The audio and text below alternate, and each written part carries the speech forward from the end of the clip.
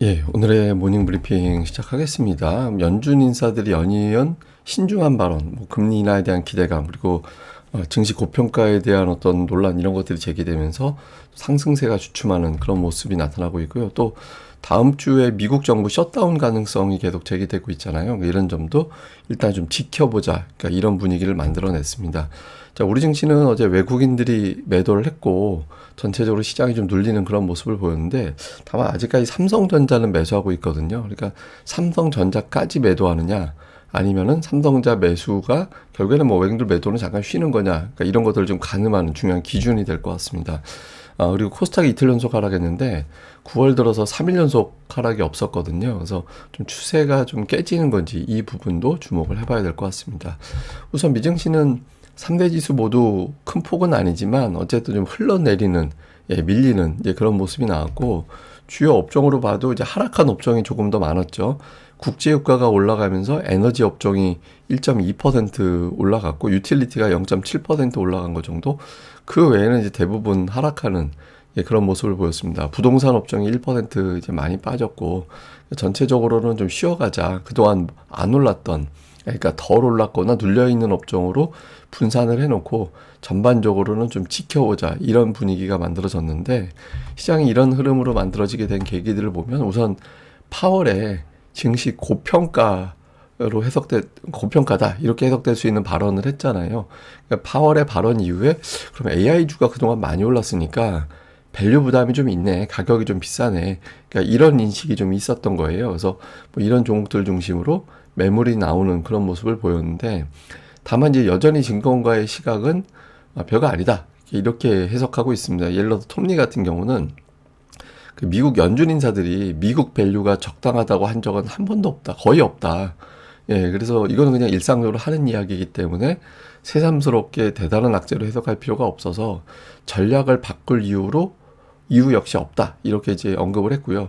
야데니 같은 경우도 예전에 이제 그리스펀의 어떤 발언을 또 인용을 하면서 그냥 가끔가다 이렇게 이제 연준 인사들이 센 발언할 때 있는데, 지금은 그러니까 미국 기업들의 실적이 가파르게 증가되고 있는 시기라서 뭐 당장 시장이 뭐 하락으로 바뀐다든가 이럴 것 같진 않다, 이렇게 평가를 하긴 했습니다. 다만 이제 어쨌든 파월의 어떤 발언 자체가 어제 오늘 좀 많이 올랐던 종목들 중심으로는 이제 경계감을 유발하는 그런 이유로 작동을 했고요. 그리고 뭐 굴스비 같은 경우도 이 사람 대표적인 비둘기파였거든요.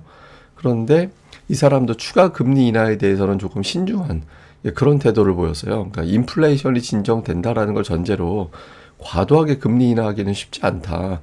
그러니까 미국의 고용지표가 최근에 좀 냉각되긴 했지만 그렇다고 미국 경제가 둔화되는 신호 이렇게까지 해석되지는 않는다. 그래서 뭐 금리 인하에 대해서 가파르게 이제 주장하는 거에 대해서는 조금 경계하는 그런 목소리를 냈습니다. 그래서 일부 이제 분석가들은 투자자들이 너무 비둘기적으로 생각하는 거 아니냐. 그래서 좀 매파적인 어떤 발언, 연준 인사들의 매파적 발언 나올 때마다 흔들릴 수 있는 그런 구도라는 거예요. 그래서 실제로 뭐 파월이나 오스틴 골스비 이런 사람들이 이런 발언 하니까 조금 시장 참여자들이 좀 냉각되는 그런 분위기를 만들어줬잖아요. 더 지나치게 비둘기적인 어떤 기대감을 갖고 있는 것 자체가 좀 시장에는 부담이 됐을 거다, 그러니까 이런 주장도 있습니다. 그리고 이제 다음 주까지 예산 합의가 안 되면 정부가 셧다운 되잖아요. 그러니까 정부에서 돈을 못 쓰게 되면서 이제 여러 가지 어떤 기능이 마비가 되는 그런 상황이 만들어지게 되죠. 근데 이게 매년 연례 행사긴 합니다. 그러니까 셧다운 되네 마네 했다가 직전에 뭐 임시 예산안 편성한다든가 이렇게 돼서 또 위기 탈피하고 이게 반복됐던 거라서 시장에서는 그냥 그런가 보다 생각을 하는데, 어쨌든 일정이 또 다가오고 있으니까 이것도 좀 걸리적거리잖아요. 그리고 저는 이거보다는 가장 마지막 이 대목이 시장의 발목을 잡았다라고 보는 편인데, 지금 9월 들어서 그 미국의 회사채 발행이 그렇게 급증을 했대요. 오늘 오라클에서 150억 달러 회사채 발행해가지고 또 그거 핑계로 주가가 하락했잖아요. 근데 어쨌든 9월에 현재까지 거의 2천억 달러 정도 회사채 발행이 돼서 역대 9월 발행으로는 최대 기록을 깼다고 합니다. 그리고 오늘 미국의 국채가 700억 달러가 발행이 됐어요. 내일 400억 달러 또 7년물 발행이 있고, 그러니까 단기에 이렇게 채권 발행이 급증하다 보니까 금리도 올라가고 또 증시 수급도 좀 빨려 나가는 그런 현상이 나오게 되거든요. 그래서 오늘 수급 요인과 파월의 어떤 발언 이런 것들이 겹치면서 시장이 좀 빠진 걸로 추정이 됩니다. 그리고 이제 마이크론 테크놀로지가 오늘 주가가 하락했거든요. 그러니까 증권가에서는 호평이 되게 많아요. 예, 그러니까 대부분 다 목표 주가를 다 일제히 올리는 그런 모습이었는데, 그럼 주가가 왜 빠졌냐? 일단 슈퍼 서프라이즈까지는 아니었다 이런 게 있었고, 또 일부에서는 그 이번에 HBM 매출이 기대 이하다, 기대 이하였다 이런 분석도 있어요. 다들 HBM 모멘텀이라고 얘기하는데, 이 일부에서는 이게 이제 약간 좀 보수적으로 봐야 되는 거 아니냐 이런 주장도 있거든요. 특히 이제 내년도 뭐 HBM 자랑하는데 삼성의 점유율 뺏길 거다. 그러니까 삼성이 이제 퀄 통과했기 때문에 이제 내년에 삼성의 점유율을 뺏길 거야. 뭐 이런 주장을 하기도 했거든요. 그래서 뭐 이런 것들이 어필이 됐는지 모르겠지만, 그리고 이제 마이크론 테크 자체가 9월에 올라가서 많이 올랐잖아요. 월간 상승률로는 15년 만에 최고 수준이었다고 하거든요.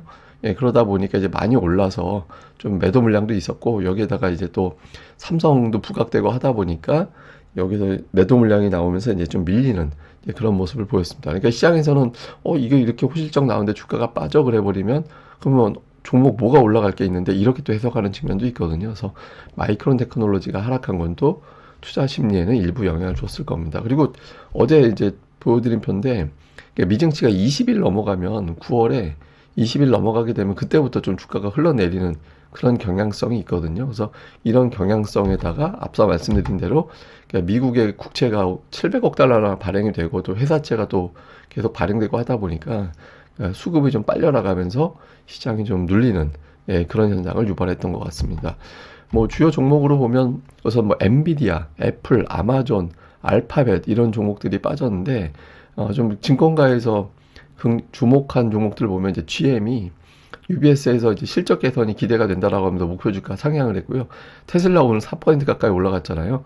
미즈호에서 목표 주가를 450달러로 높였습니다. 뭐 지금 주가하고 별 차이가 없긴 하지만 어쨌든 논리가 더 어필이 됐죠. 그러니까 머스크에 대한 어떤 급여 패키지, 로보택시를 비롯한 여러 가지 로봇 사업들 이런 것들을 좀 긍정적으로 평가해야 된다. 그러니까 이런 어떤 분석을 했고요. 그다음에 뭐 알리바바가 오늘 급등했는데, 뭐 AI에 대한 어떤 투자가, 설비 투자가 워낙 강하다 그러면서 이제 자기네들도 투자 늘려야 되겠다. 그러니까 이렇게 이제 코멘트하면서 알리바바 주가가 올라갔고, 또 이제 오늘 인텔이 급등했거든요. 그 애플도 인텔에 투자할 것 같다라는 보도가 나왔어요. 그러니까 이게 이제 협력이라고 보도했는데, 뭐 애플을 인텔하고 협력할 게 직접적으로 협력하기보다는 이제 돈 투자하는 방식이 제일 쉽잖아요. 그래서 아마 그런 내용들이 나오고 있는 것 같다. 이 보도가 나오면서 올라가고, 또 마벨테크가 자사주 매입한다라고 보도가 나오면서 올라가고, 그래서 일단 논리가 있는 기업들은 주가가 올라가긴 했는데 전체적으로는 좀 신중한, 예, 그런 모습을 보인 하루였다 이렇게 봐야겠습니다. 근데 워낙 미증시가 그러니까 지수하고 동일가중지수, 이건 이제 어떻게 생각하면 되냐면 그냥 지수 자체는 올라가는데 전체 종목의 평균적인 어떤 주가는 갇혀있는 그런 상태였거든요. 그러니까 종목별 차이가 많이 나서 오른 종목들만 집중적으로 올라간다라는 점. 그러니까 실제로 올해 이제 미증시에서 지수보다 더 많이 올라간 건 최근 3개월 동안 지수보다 높은 수익률을 기록한 종목은 17%밖에 없대요. 예, 그러니까 근데 다르게 보면 17% 종목은 버블 논란, 과열 논란이 나올 수 있잖아요. 그래서 그런 종목들 중심으로 파월의 발언을 핑계 삼아 매도가 나왔고, 이게 이제 전체적으로 시장을 좀 신중하게 만드는, 예, 그런 요인이 된 게 아닌가, 이렇게 이제 해석이 될 것 같습니다. 자, 우리 증시는 이제 코스피가 어제 5일선 깰 정도로 많이 밀려 내려갔다가 종가에서는 회복하는 그런 모습이 있었거든요. 근데 외국인들이 어제 별로 포지션이 안 좋았죠. 예, 코스피, 코스닥 매도하고 선물 매도하고 콜 팔고 풋 사고 전체적으로 하방 포지션에 가까운 그런 움직임이었거든요. 그러니까 이거는 아마도 추정을 해보면 외국인들이 단기적으로는 시장이 좀 흔들릴 것 같다. 그렇다고 뭐 엄청나게 하락 배팅이 늘어나 있는 건 아니라서 단기적으로는 시장이 좀 흔들릴 것 같다 정도로 염두한 그런 배팅으로 보여요. 그래서 이제 뭐 여기서부터 V자로 바로 올라간다 이러기는 쉽지 않을 것 같고, 이제 좀 변동성이 나오는, 예, 그런 쪽에 좀 무게를 두는 걸로 보이고요. 코스닥은 사실 오늘이 좀 중요한 게 9월 들어서 패턴을 보면 이틀 하락하고 이틀째 5일선 깨면 그 다음날 플러스가 났었거든요. 근데 지금 이틀 동안 음봉이 나오고 하락했고 5일선 깨졌잖아요. 그래서 이대로면 사실 오늘 플러스로 가야 되는데, 이게 만약에 이제 흔들리게 되면 이제 다음 주 추석 때까지는 시장이 좀 요란하게 움직일 것 같다. 이런 해석이 가능하게 되는 거죠. 특히 이제 하락 종목 수가 계속 늘어나고 있잖아요.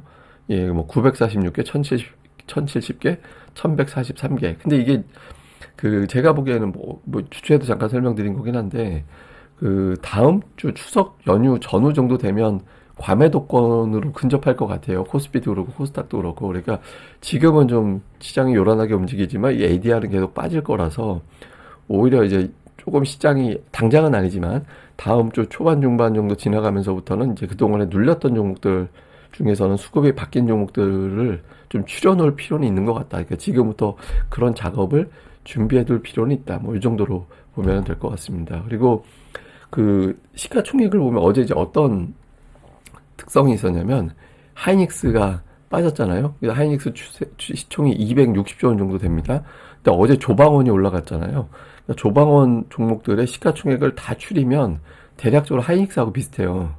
예, 그러니까 그 상위 종목들 중심으로 시총을 좀 추려놓고 보면, 그러니까 하이닉스하고 조방원하고 시소 관계가 되어 있다 이렇게 볼 수 있거든요. 그래서 아마도 그 이게 이제 시소가 돼서 조방원이 올라가면 하이닉스가 눌린다든가 뭐 하여튼 이런 식의 조합이 될 수 있어서 이게 이제 또 오히려 이 종목들이 눌리면 또 하이닉스가 올라가고 그러니까 이런 식의 어떤 흐름이 나올 것 같습니다. 이게 이제 이 시소가 없어지면 이제 시장이 되게 센장이 되는 거고 이 시소 관계가 자꾸 만들어지게 되면 아, 지수는 조금 여기서 좀 놀아야 돼. 한동안 좀 놀다 가야 돼. 뭐 이런 식으로 해석이 될 수 있거든요. 그래서 요 시소 관계가 당분간 이어지는지 여부도 좀 주목을 해봐야 될 것 같습니다.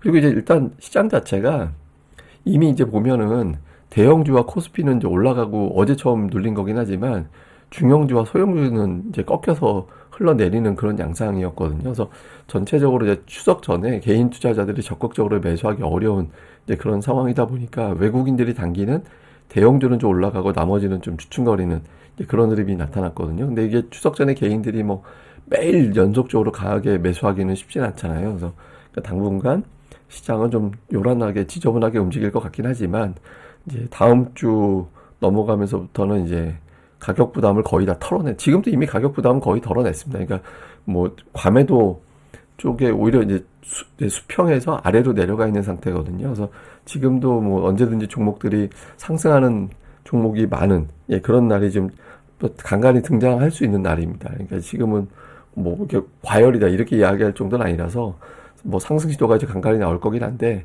어쨌든 좀 시장이 전체적으로 과매도다. 그러니까 이제 좀 들어 올리자 뭐 이런 분위기로 가려면 조금 시간이 걸릴 것 같고 그 사이에는 이렇게 좀 지저분하게 치고받고 하는 그런 상황이 연출될 것 같다. 이 정도로 이제 보면 될 것 같습니다.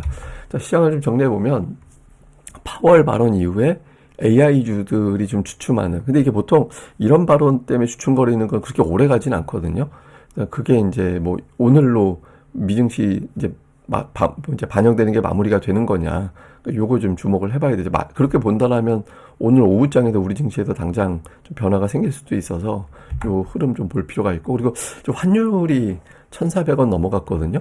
그래서 환율이 오늘 달러가 또 되게 강세 보였어요. 미국의 이제 지표가 좀 잘 나오고 미국의 신규 주택 판매가 예상치보다 잘 나왔잖아요. 그리고 또 연준 인사들이 금리 인하에 대해서 신중한 태도 보이고 하다 보니까 달러 강세, 금리 상승 뭐 이렇게 되면서 원달러 환율도 또 넘어가는 그런 모습이 있거든요. 그리고 뭐 그 관세 관련해서도 약간 노이즈가 있다라는 분석도 좀 있는 것 같고 그래서 근데 이게 궁극적으로는 1,400원도 되게 중요한 위치긴 하지만 증시가 하락하는 이제 계기로 작동하는 거는 환율 얼마라기보다는 추세거든요. 그래서 환율이 보통 연간 단위로 10% 올라가는 그런 흐름이 나오게 될 때 이제 증시가 크게 타격을 받는 그런 패턴입니다. 근데 올해 같은 경우는 아직까지는 이제 그런 흐름은 아닌데 어쨌든 단기적으로는 좀 환율을 의식할 가능성은 있죠. 그래서 일단 환율 추세는 어쨌든 계속 점검을 해보겠습니다. 그 다음에 어제 외국인들이 매도했는데 삼성전자는 계속 매수했거든요.